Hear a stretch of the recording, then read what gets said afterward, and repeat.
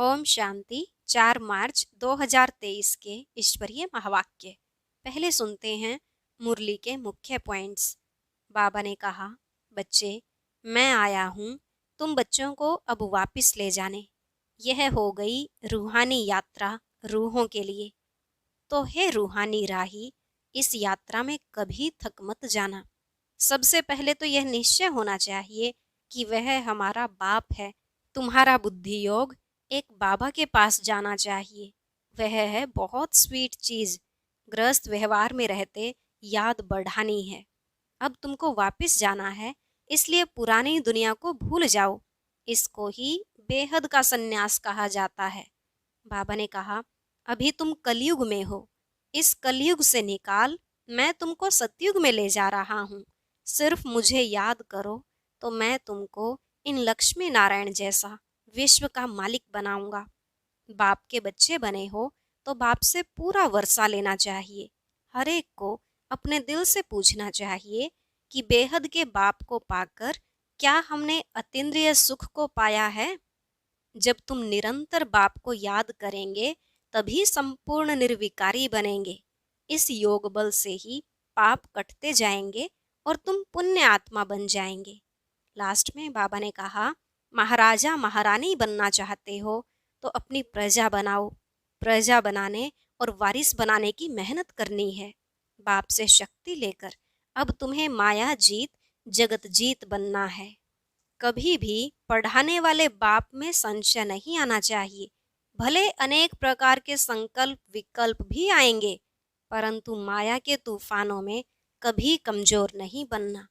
अब सुनते हैं महावाक्यों को विस्तार से। बाबा ने कहा, मीठे बच्चे, तुम रूहानी यात्रा पर हो।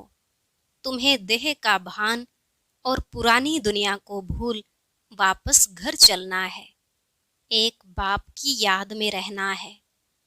प्रश्न, साक्षी हो कौन सी बात हर एक को अपने आप से पूछनी है।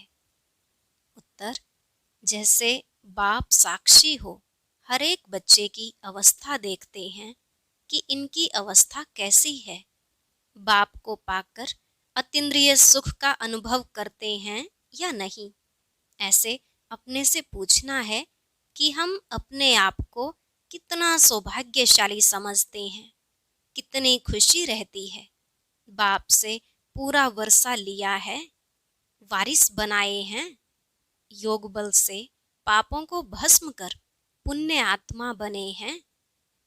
गीत, रात के राही थक मत जाना, सुबह की मंजिल दूर नहीं। ओम शांति। यह बच्चों को समझाया हुआ है। जैसे आत्मा शांत स्वरूप है, वैसे परम पिता परमात्मा भी शांत स्वरूप है। ओम का अर्थ भी समझाया हुआ है कि ओम अर्थात अहम आत्मा, मम माया। सन्यासी लोग कहते हैं अहम ब्रह्मस्मि। वह ब्रह्म को ईश्वर समझते हैं, रचना को माया कह देते हैं। अहम ब्रह्मस्मि का यह अर्थ करते हैं, परंतु है सब रॉन्ग। मनुष्य जो कुछ करते हैं सब मनुष्यों की सुनी सुनाई पर। जिसने जो कुछ समझाया, जो रस्म चलाई, उस पर चल पड़ते हैं। उसका नाम हो जाता है। यह भी ड्रामा में नूंद है। अब बाप कहते हैं, हे राही, कहाँ के राही? परमधाम के राही। यह हो गई रूहानी यात्रा रूहों के लिए। आत्माओं के वापस जाने लिए यात्रा है। गाइड तो जरूर चाहिए। विलायत से आते हैं तो उनको भी गाइड मिलता है, मुख्य मुख्य सब स्थान दिखाने लिए। परमपिता परमात्मा को भी गाइड कहा जाता है, पंडों को भी गाइड कहा जाता है। तो बाप कहते हैं, बच्चे, अब मैं आया हूँ तुम बच्चों को वापस ले जाने। कितनी फर्स्ट क्लास यात्रा है, जिसके लिए भक्त लोग आधा कल्प से भक्ति करते आए हैं। कहते हैं, आओ हमको अपने परमधाम ले चलो। वह जिस्मानी यात्राएं हैं अनेक प्रकार की। कितने जिस्मानी पंडे हैं, रूहानी पंडा एक ही है। उन्होंने फिर पांडव सेना, शक्ति सेना दिखाई है। लड़ाई की तो कोई बात नहीं है। बाप बैठ समझाते हैं, हे मीठे बच्चे, पहले तो यह निश्चय होना चाहिए कि बरोबर वह बाप है। तुम्हारा बुद्धि योग बाप के पास जाना चाहिए। बाबा आया हुआ है हमको वापिस ले जाने लिए। यहाँ यह है दुख धाम, पतित दुनिया, नर्क। हेल नाम तो है ना, गाते भी हैं, लेफ्ट फॉर हेवनली अबोर्ड। जरूर कोई नई चीज है, मनुष्य जानते नहीं, सिर्फ कह देते हैं। रस्म रिवाज जो चली आई है सो कह देते हैं, फलाना ज्योति ज्योत समाया, अर्थात आत्मा परमात्मा बन गई। यह नहीं जानते कि ड्रामा है। आत्मा इमार्टल है। उस अविनाशी आत्मा में 84 जन्मों का पार्ट भरा हुआ है। परम आत्मा में भी पार्ट भरा हुआ है। इसको कहा जाता है ड्रामा की कुदरत। परमात्मा से भी तुम पार्टधारियों का तो और ही जास्ती पार्ट है। वह तो है क्रिएटर, डायरेक्टर। तुम जो देवी देवता बनते हो उनका सबसे जास्ती पार्ट है। आदि से अंत तक तुम्हारा पार्ट है। सतयुग त्रेता में तो बाप का पार्ट है नहीं। वहां बाबा को कुछ भी करना नहीं पड़ता। इस समय मैं बहुत सर्विस करता हूँ। तुम बच्चों को भी और भक्तों को भी राजी करना पड़ता है। भक्तों को साक्षात्कार होता है तो वह समझते हैं बस हमने ईश्वर को पाया। भक्तों का नाम कितना है, वह है भक्त माला और यह है रुद्र माला। ज्ञान माला में भक्ति नहीं है। वह तो ज्ञान सागर से ज्ञान धारण कर भक्तों का भी उद्धार करते हैं। उन्हों की ही फिर रुद्र माला बनती है। अब तुम बच्चे समझते हो हम रूहानी यात्रा पर हैं।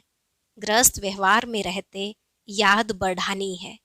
वह है बहुत स्वीट चीज।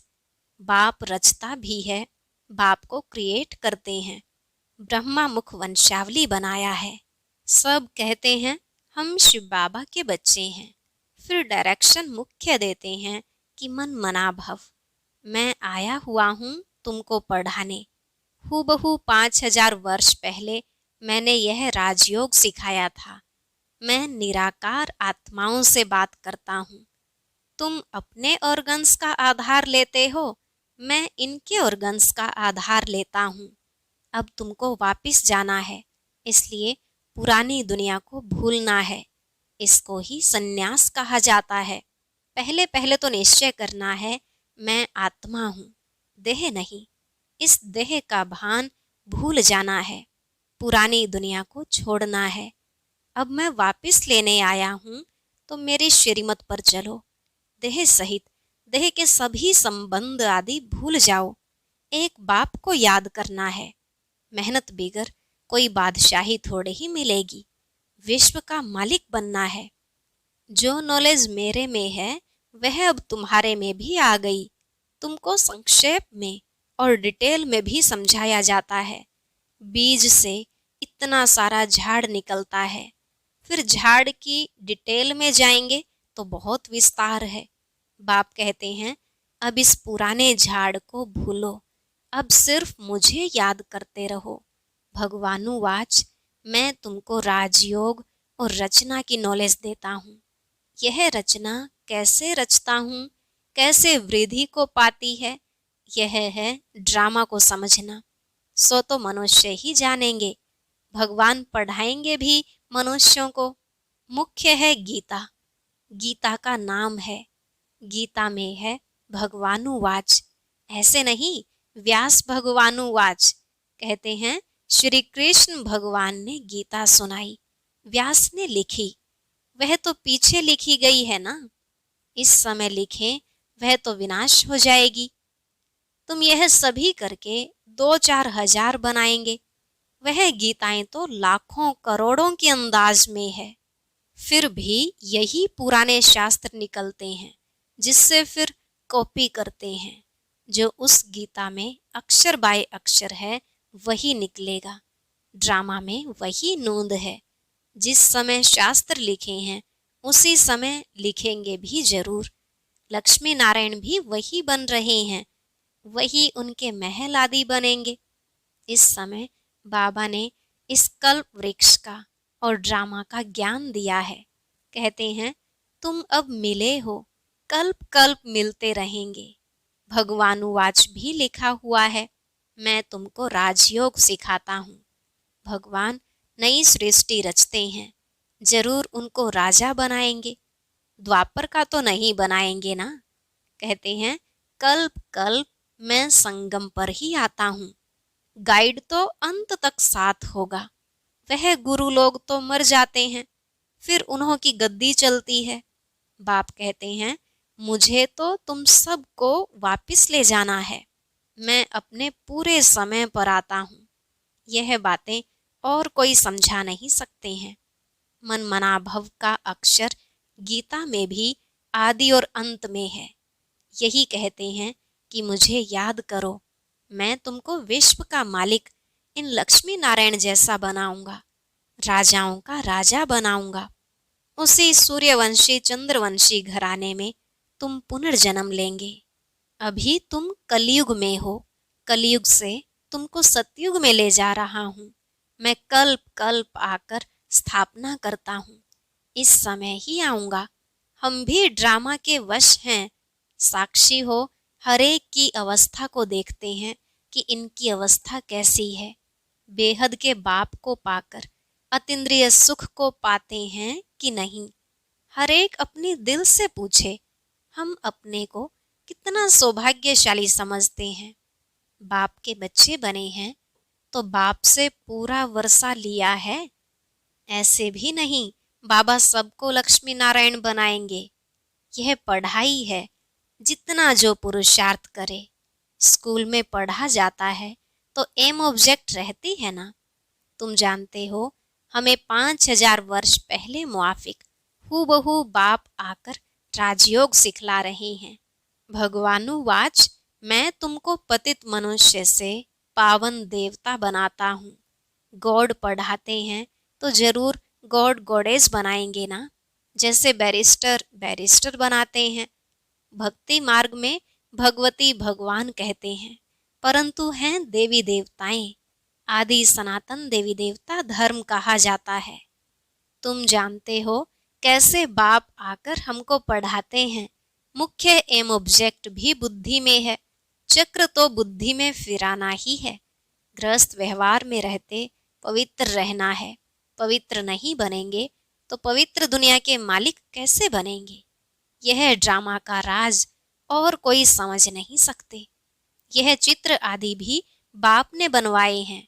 बाबा थोड़े ही आर्टिस्ट था। यह चित्र और कोई बनवा नहीं सकता है। यह मैप्स हैं।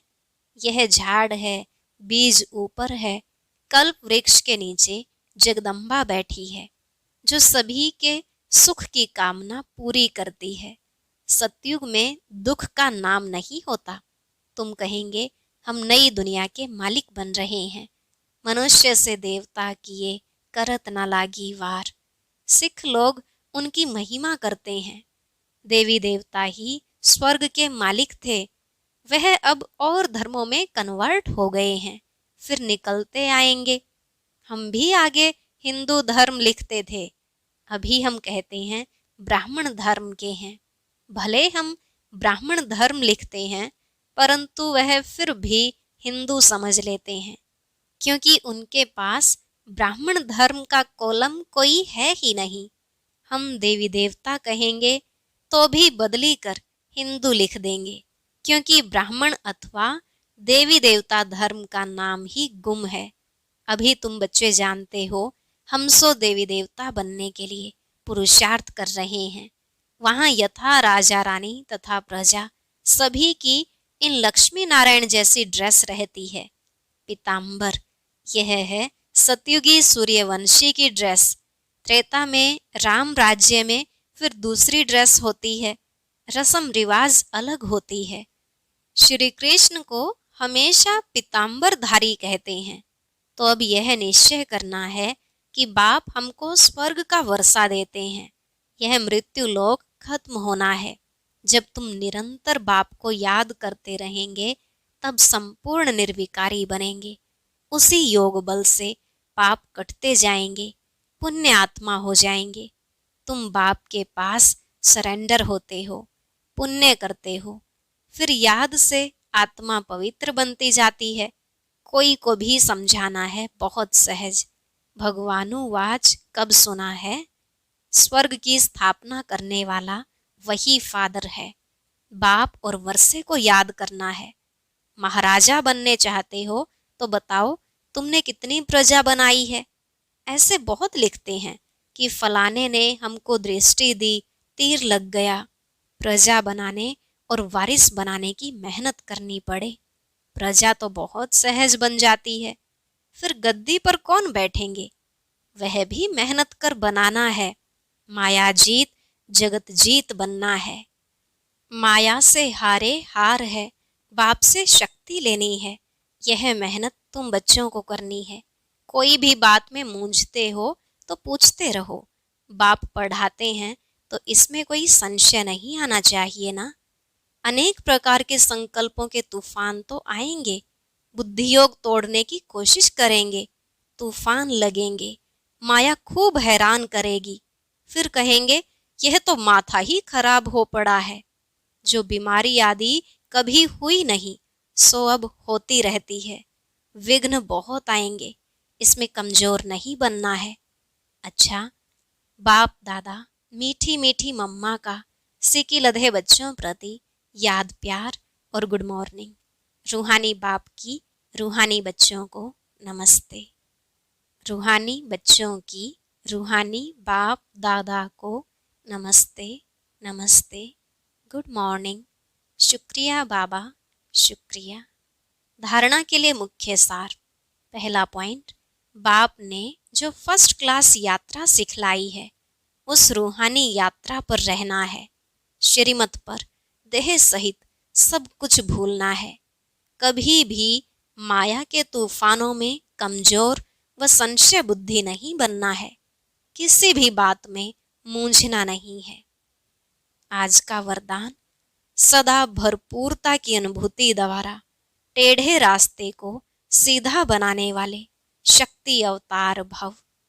सदा भरपूरता की अनुभूति द्वारा टेढ़े रास्ते को सीधा बनाने वाले शक्ति अवतार भव। बाबा ने कहा, सदा शक्ति के, गुणों के, ज्ञान के, खुशी के खजाने से भरपूर रहो तो भरपूरता के नशे से टेढ़ा रास्ता भी सीधा हो जाएगा। अगर खाली होंगे तो खड्डा बन जाएगा और खड्डे में गिरने से मौत आएगी। जो कमजोर और खाली होते हैं उन्हें संकल्पों की मौज आती है। शक्ति अवतार अर्थात टेढ़े को सीधा करने का कॉन्ट्रैक्ट लेने वाले। ऐसा कॉन्ट्रैक्ट लेने वाले कभी यह नहीं कह सकते कि रास्ता टेढ़ा है। अगर कोई गिरते हैं तो अटेंशन की कमी है या बुद्धि भरपूर नहीं है। स्लोगन, रुहाब को धारण करने वाले ही रूहानी गुलाब हैं। रुहाब को धारण करने वाले ही रूहानी गुलाब हैं। और अब सुनते हैं आज का अव्यक्त ज्ञान मोती।